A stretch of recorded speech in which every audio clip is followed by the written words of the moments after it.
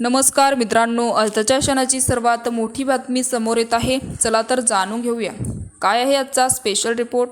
सविस्तर बातमी जाणून घेण्यापूर्वी आपण चॅनलवरती नवीन असाल तर चॅनलला सबस्क्राईब करा आणि बेल आयकॉन प्रेस करायला विसरू नका. आमदार रोहित पवार हे आता संपूर्ण महाराष्ट्राचे नेतृत्व आहे. त्यामुळे कर्जत जामखेडच्या मतदारांनी राज्यामध्ये फिरण्यासाठी रोहित पवार यांच्या पाठीशी खंबीरपणे उभे राहिले पाहिजे असे प्रतिपादन खासदार अमोल कोल्हे यांनी केले. तर राष्ट्रवादी काँग्रेस शरदचंद्र पवारचे आमदार रोहित पवार यांच्या माध्यमातून मिरजगाव येथील उपजिल्हा रुग्णालय रस्ता व गोरगरीब विद्यार्थ्यांना सायकल वाटपाचा कार्यक्रम झाला. यावेळी खासदार अमोल कोल्हे, खासदार धैर्यशील मोहिते पाटील व खासदार निलेश लंके, माजी आमदार नारायण पाटील, रावसाहेब दरेकर, गुलाब तनपुरे, डॉक्टर पंढरीनाथ गोरे, बाळासाहेब साळुंखे, रघुनाथ काळदाने आदीसह नागरिक व विद्यार्थी उपस्थित होते. तर अमोल कोल्हे म्हणाले, राज्यातील जनतेने लोकसभा निवडणुकीमध्ये मोठ्या शक्तीला पराभूत केला आहे.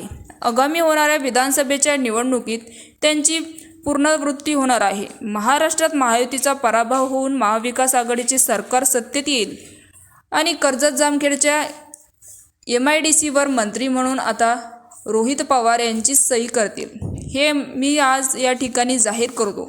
हे ऐकताच उपस्थित हजारो नागरिक व विद्यार्थ्यांनी टाळ्याचा गजर केला आणि आमदार रोहित पवार म्हणाले की माझ्या विरोधकांनी फक्त राजकीय द्वेषातून MIDC झाल्यानंतर रोहित पवार यांना क्रेडिट मिळाले होते म्हणून कर्जत जामखेड MIDC आवडली. मात्र 3 महिन्यानंतर पवारसाहेब, उद्धव ठाकरे व काँग्रेस नेत्यांच्या मार्गदर्शनाखाली महाराष्ट्रात महाविकास आघाडीची सत्ता येणार आहे. त्यामुळे MIDCचे पेपरवर ज्या मंत्र्यांची सही पाहिजे होती ते मंत्री कदाचित करणार नाही.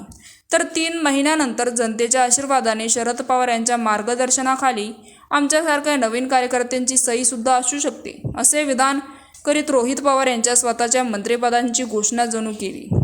निलेश लंके म्हणाले की कोणाचाही नाद करा, परंतु पवार साहेबांचा नाद करू नका. पवार एवढे सोपे नाहीत, आपल्याला हे मागील निवडणुकीत दिसून आले आहे.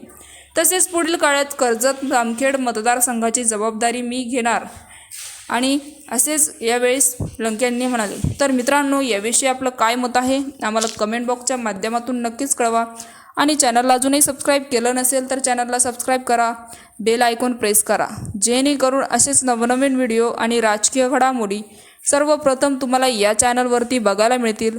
तूर्तास धन्यवाद. जय महाराष्ट्र.